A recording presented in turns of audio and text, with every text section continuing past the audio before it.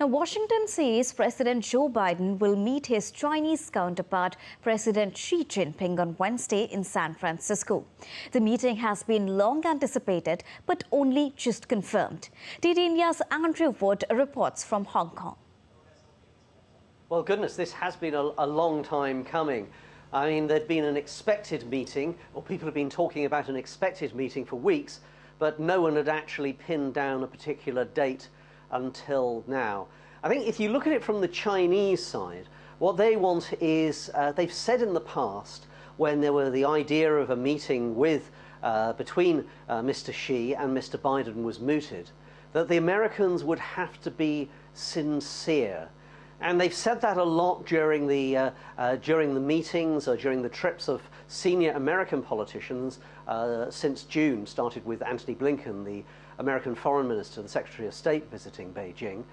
They've been saying that whenever Americans come, that they want America to be sincere. And I think this means basically that Beijing wants America probably to make some concessions to look good for President Xi. Obviously, China probably has to make some concessions itself in order that President Biden can go back to the White House and say, look, this summit has been worth it. And remember, it's the first time the two men have met for more than a year, and in that year, an awful lot of bad things happened to China's relationship with the United States and vice versa. Remember the spy balloon, the supposed spy balloon that flew through American airspace back in February, that America actually then shot down, which China always said was a scientific balloon.